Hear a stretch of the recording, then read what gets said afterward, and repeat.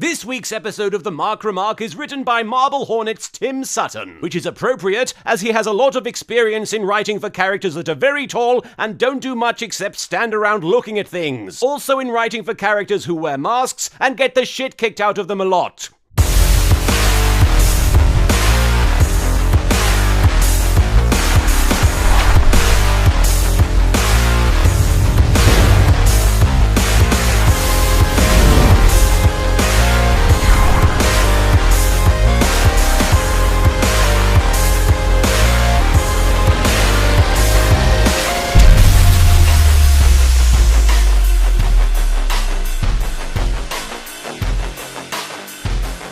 Hello, my fellow Marks, and welcome to the Remark, the only wrestling-related show even more out of date than the one hosted by Jerry Springer. Yo, it's me, it's M-A-R-T. I-N. This week's episode of Dragon Ball Cena opens with a view of the cage that will be utilized in the match at Extreme Rules between Randy Orton and Seth Rollins, for no other reason than for Randy to look through it like Sarah Connor in the dream sequence in Terminator 2. Fitting, since after WrestleMania, both of them can say they've had the spotlight stolen from them by Arnold Schwarzenegger. Orton hears a who, then delivers a monologue saying that his greatest weapon is pain, and that he will break about 60% of the bones in Seth Rollins' body, and not offer to pay the hospital bills afterwards. Perhaps this is a setup for Rollins' spin-off show, which will be an exact copy of Breaking Bad. I am the one who curb stomps. Rollins takes the opportunity to remind Randy that the RKO is banned in their match at Extreme Rules, because as we all know, the RKO is the only move that Randy knows.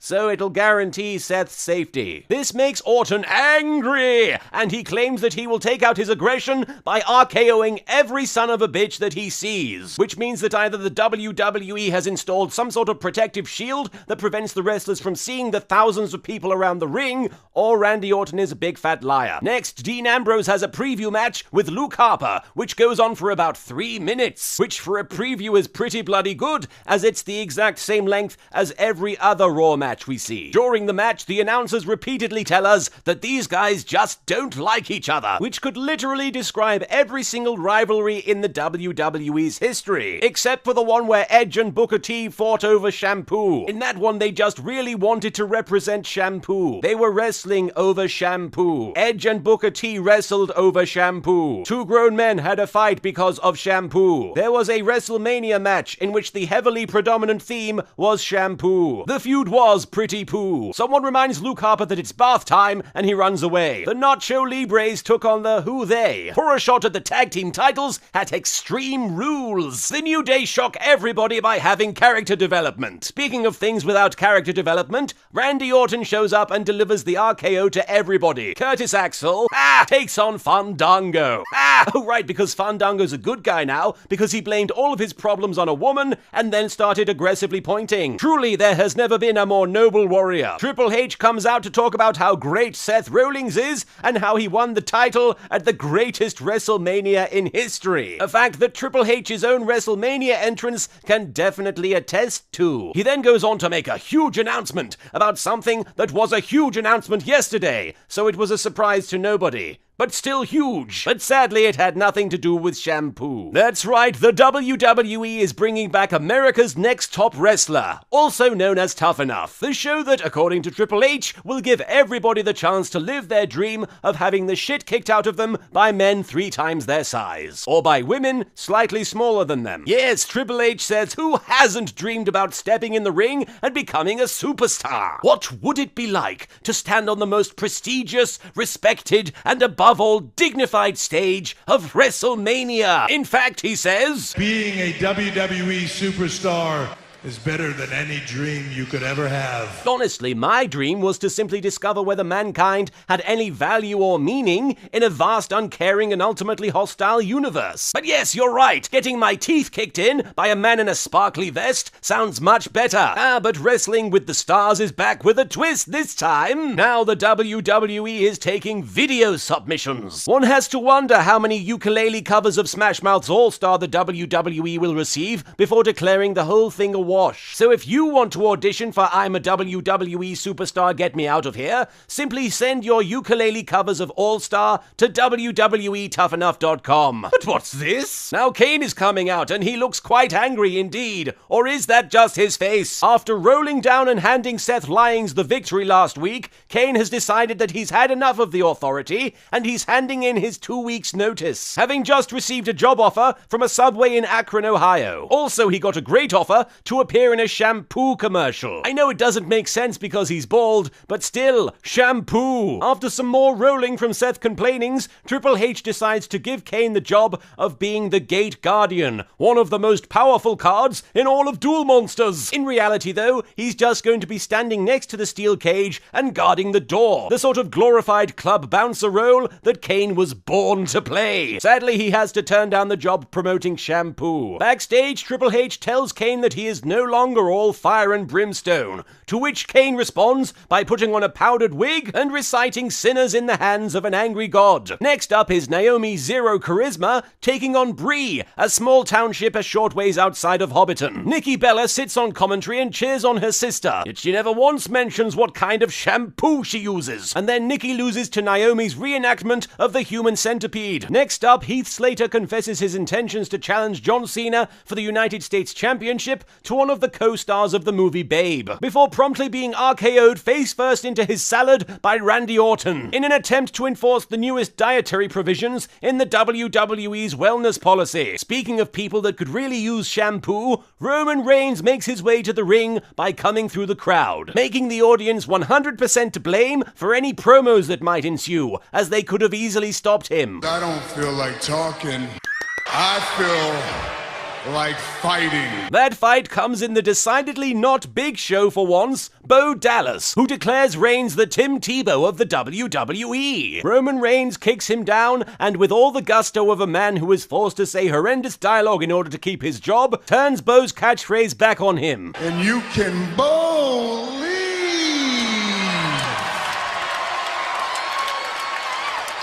that. Sheamus squares off against a man who legally doesn't exist. And by squares off, I mean kicks the shit out of them while repeatedly berating the audience for how stupid they are. Wait, when did Sheamus join the internet wrestling community? The only one here who looks stupid is all of you. A bold statement from a man whose haircut-beard combo makes him look like a cross between a Viking and a member of Good Charlotte. Fortunately for whoever that is, I'll have to check Wikipedia later, the reigning haircut from a bygone-era champion Dolph Ziggler comes out and saves him from the clutches of the evil Irish Viking ghost. John Cena comes out to simultaneously open himself up for another US Championship challenge and also to hype up Extreme Rules, relying on that same 90s era extreme advertising that Mountain Dew still uses to this day. Speaking of things that belong in the 90s, Kane comes out to challenge John Cena, and apparently he's had enough time to put on elbow pads, but not enough time to take off his business trousers. Although to be fair, if he had taken the time to lace up his wrestling boots, he would have had much less time to stand around backstage grunting at people, and even less time to use his shampoo. Speaking of sham and poo, John Cena beats Kane, despite his extremely appropriate and helpful wrestling attire. After the match, Cena was attacked by Rusev, who kicked him to the ground and proceeded to squash his face with a chain. Remember to submit your auditions to WWEStarSearch.com. You too could one day have a chain wrapped around your face by a Bulgarian guy pretending to be Russian. The following match pitted Damien Mizdow against The Miz, the winner receiving full ownership of the Miz brand. A brand that has even less value than the Ouya. The Miz just recently starred in The Marine 4, a movie so bad that even Michael Cole refused to shill it. Between Furious 7 and Marine 4, over $1 billion of movie receipts are sold. Yeah, it was all Furious 7. Summer Rae gives The Miz the victory by betraying Mizdow, causing Booker T to talk like somebody's grandfather. That gold digger Summer Rae's leaving with the A-lister. This hussy. After a brief interlude where Reddit the person strokes his beard mysteriously in a 13-year-old who just watched V for Vendetta kind of way, Ryback defeats Adam Rose. in less time than it took me to say his name. Ryback then performs his finisher on a hot dog man and a banana man at the same time, proving that attempting to make a parody of a show like this is ultimately redundant. Ladies and gentlemen, the winner of the 2016 Warrior Award, a banana.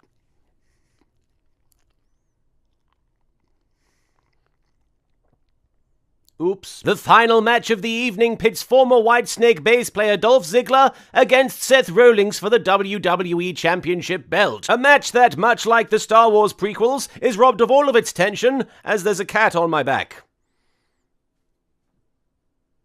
Go away. Although there are a few close calls and at least one person in the arena fears for Rollins' safety, Sheamus appears at ringside just long enough for Ziggler to catch a glimpse of him through his bleached locks, and Seth Rollins predictably takes advantage of this and wins. Rollins then proceeds to cower in the corner as Kane stomps out to growl at him some more. But whoops, Randy somehow managed to sneak in under the impenetrable cage that will definitely prevent the Authority from interfering in their pay-per-view match this coming weekend. Escapings attempts to roll the cage, only to be RKO'd from the top rope by the Apex Auditor. Activating my trap card, Smackdown begins with another promo from Seth Rollins. He's angry about Randy Orton's escapades on Raw, you see, and he says that at Extreme Rules, he can handle himself just fine, thank you very much. He doesn't need any help from anybody, not Triple H, not the Authority, and most certainly not Kane. Rollins accuses Kane of being old, tired, and having worn out his welcome, which is strange because last time I checked he wasn't even in TNA. Kane, of course, hears this and charges out to the ring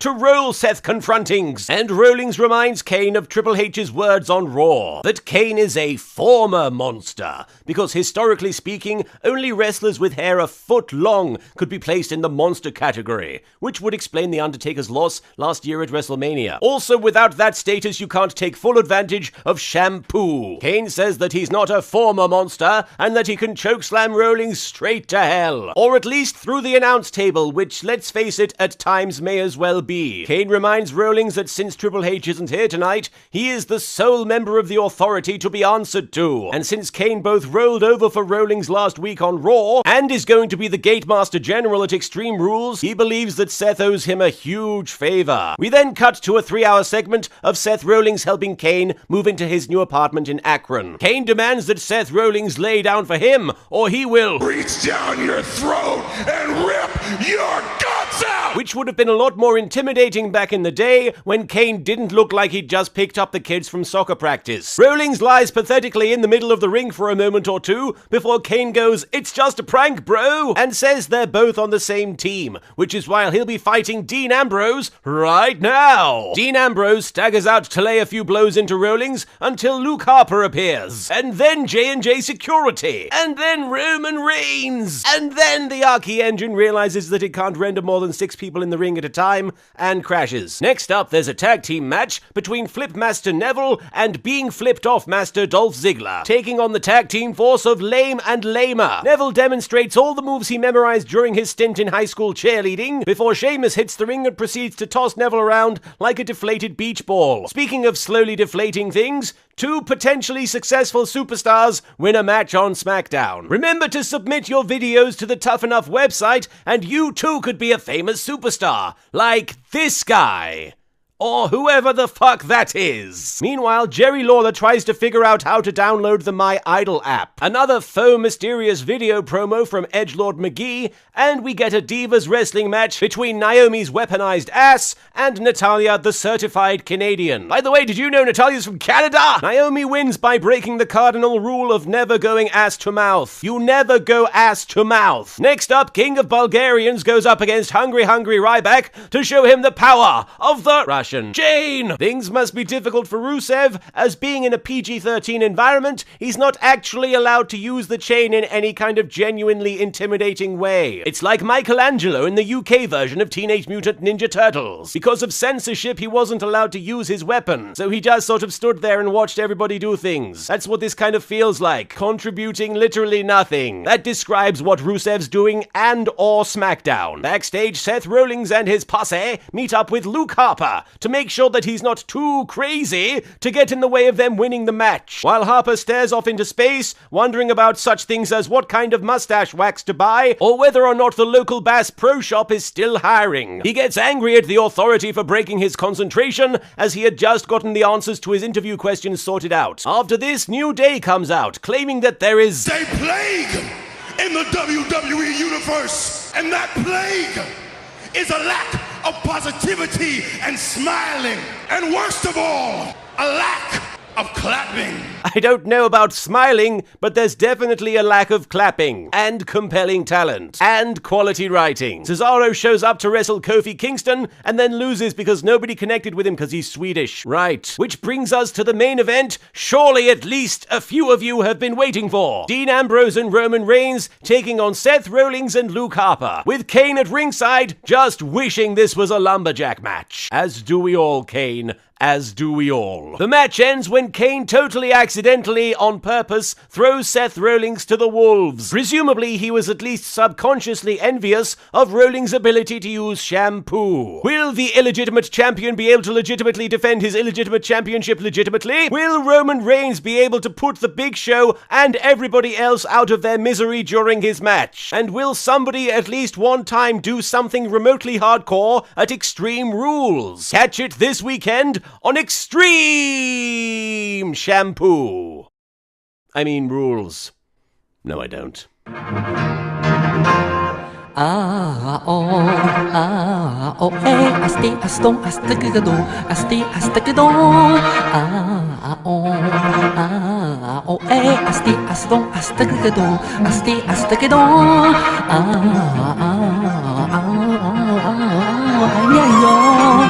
Ay, ay, ay,